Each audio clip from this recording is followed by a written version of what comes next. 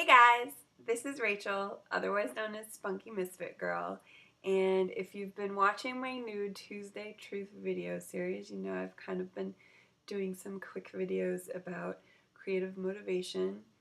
Today I want to do something a little different. This is not a Tuesday Truth video, it's completely unrelated, and it's actually a little bit more about me sharing something of mine. I've been doing a lot of, useful, helpful posts and stuff, and I was reading a blog post yesterday on DIYauthor.com, and Chris Well over there was talking about, different ways that novelists can use their blog to share their work. And one of the things he suggested you do is read your work, which sounded kind of fun. So this is an experiment. I'm going to read you one of my short stories that I wrote many years ago. It's about an 8-year-old girl, so it makes a great bedtime story for your kids if you have them, or you, because, we still like bedtime stories as adults, right? So sit back, relax, and let me read to you. This is Double Dutch by me. Tick, tick, tick. The plastic jumping rope slapped on the gray and white pebbled gravel. Tick. Maris watched, lulled by the rhythm, waiting for her chance. She swayed with the motion of the ropes.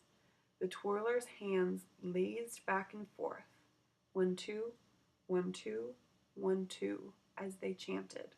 She tried to ignore them, to see only the cycle of the ropes, rising, falling in tandem. Finally, when she thought she was about to burst, Maris jumped. One plastic whip cracked across her face.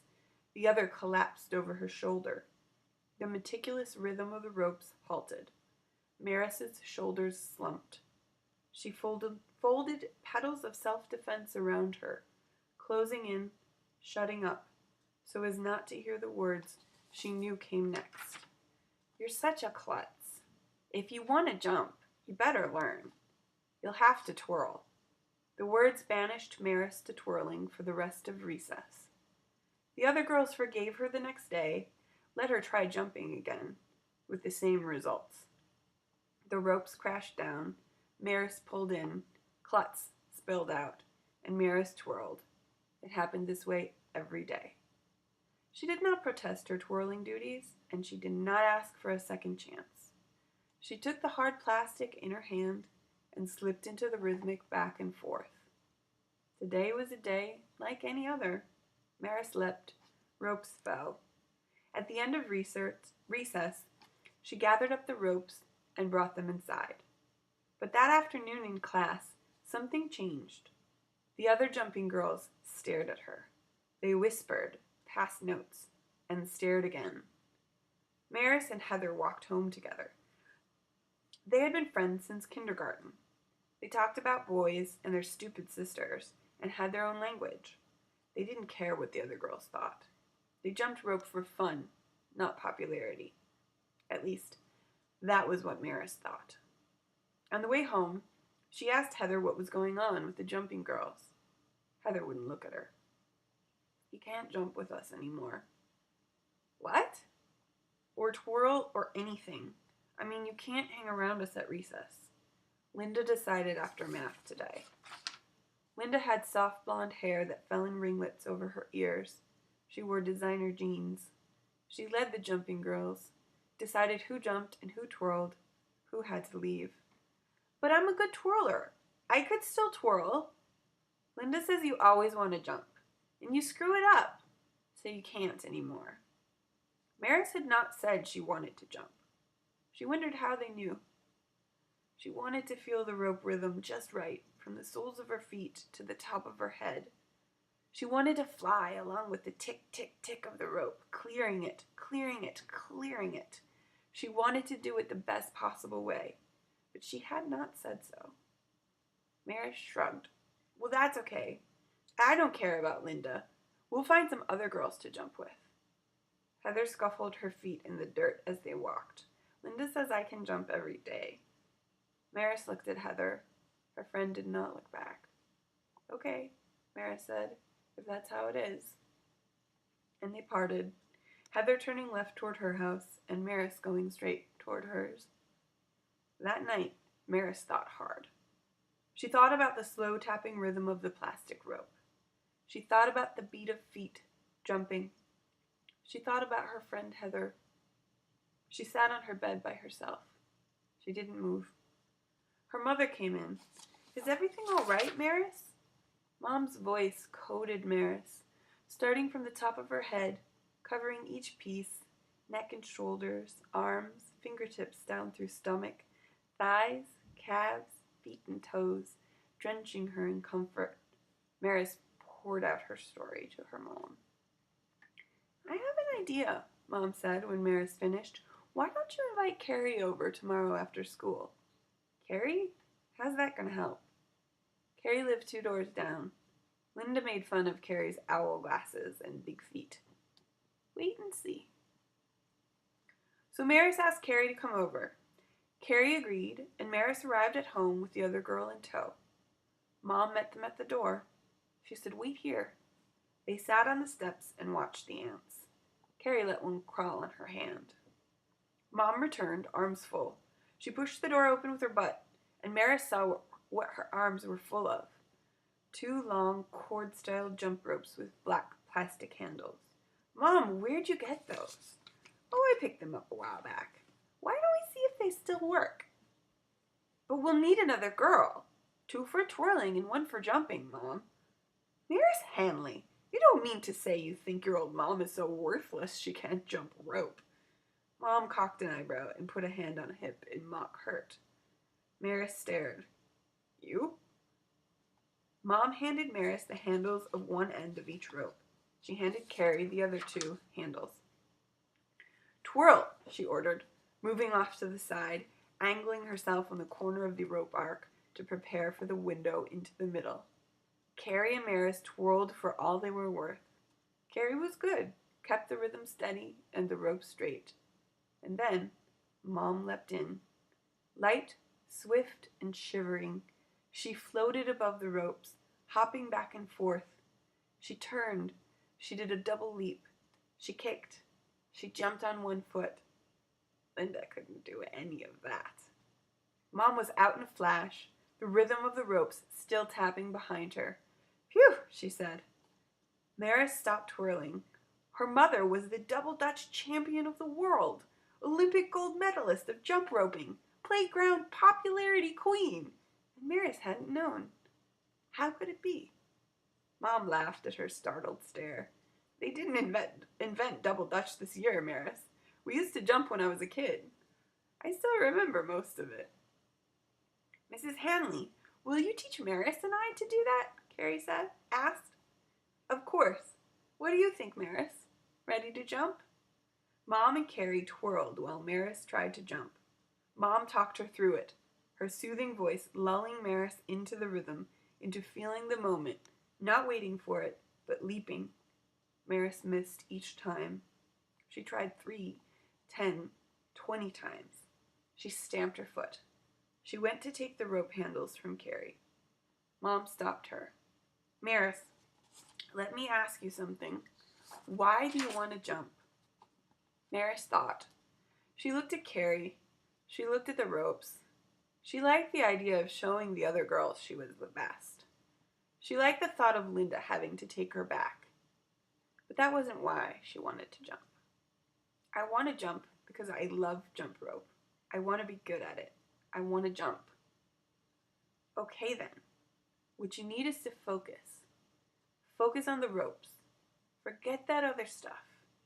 Forget Heather, Linda, the playground, even yourself and your desire to jump. It's only your body and the ropes. It's only the jumping. Relax and focus. Now why don't you try again? Maris nodded and moved to the corner. She breathed slow. She closed her eyes and listened. Tick, tick. She forgot the picture of Carrie and Mom twirling in front of her. She forgot the girls on the playground. Tick, tick. With her eyes still closed, Maris felt it. The window was there.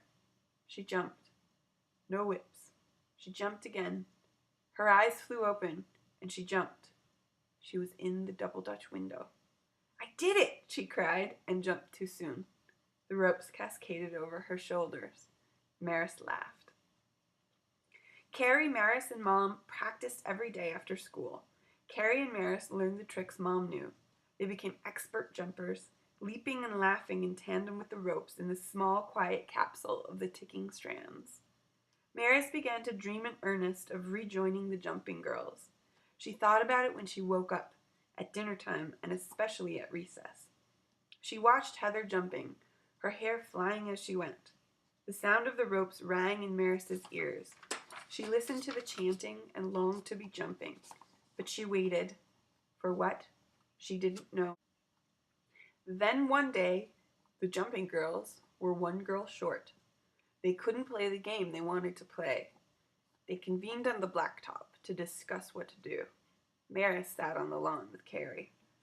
Maris watched the jumping girls. This could be her chance. She could offer to be the missing girl. They'd let her in. She looked at Linda talking to Heather. She looked back at Carrie. Something held her back. She didn't like the way she felt when she thought of Linda kicking her out of the jumping girls. A grass snowball suddenly exploded in her face, fresh grass clippings sprinkling over her legs. Hey! Maris stuffed a grass ball inside the back of Carrie's shirt.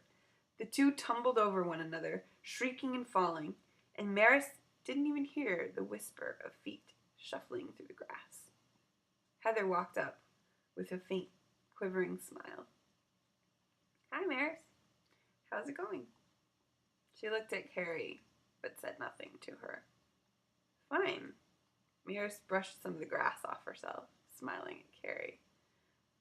So, do you think you might want to twirl? I mean, we're short a girl, and we could use somebody to fill up, and, well, Linda said you could twirl. Maris looked up at Heather. She thought of how much time she'd spent wishing she could join them again. Her dreams of stunning them with her newfound jumping skills, the tricks they couldn't do. Her fantasies of being the teacher, showing them, even Linda, how to do the new tricks, her new tricks, flew through her head. She thought of being allowed to jump with them every day. Then she looked at Carrie.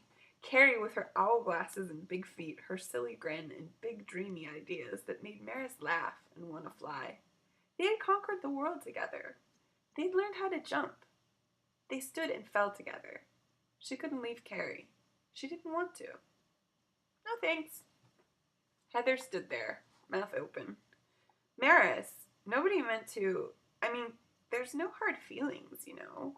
You couldn't jump, so we had to. Oh, sure. Maris shrugged. It's only that I don't feel like twirling. Linda would never agree to let you jump. You know how it is. Maris watched Heather play with her fingertips. Yes, I know how it is. Heather sighed heavily and blew on her bangs. Okay, I'll see you, Maris. She trudged back to the jumping group. Why don't you go with her? You don't have to stay with me, Carrie said, pushing up her glasses. I know. Maris smiled at her friend and said no more. Carrie frowned. Then she leapt up, almost falling over. Find another girl and meet me on the other side of the pavement in 5 minutes, she said, and raced away. Maris stared. She rustled up a quiet girl from gym class named Jenny. Carrie met them on the gravel with 2 double Dutch length jump ropes with alternating red and white plastic tubes from the classroom. Think we can make something of these? She grabbed 2 ends and handed Jenny the others. You first, Maris. I want to see a double leap. Maris felt eyes on her, not only Carrie's and the new girls, but she shut them out. She concentrated on the rhythm of the ropes, the tick, tick, tick, the measured slapping. She let herself go, let the playground melt away. It was Maris and the ropes. When the right moment came, she knew. She knew with her whole being. Everything in her screamed out to jump, now. She flew in time with the ropes, to rise, fall, hop, skip, 1 foot, 2. She felt like a bird soaring far above the land. She jumped with her heart. That was all that mattered. If you're enjoying the videos, please make sure to sign up for the Spunky Misfit Girl list on the website. Just go to www.spunkymisfitgirl.com and use the top bar or the sidebar or the pop-up or the form on one of the posts to send me your email address, and you'll get weekly motivation and inspiration in your inbox. Thanks so much for listening, guys. I'll see you next week.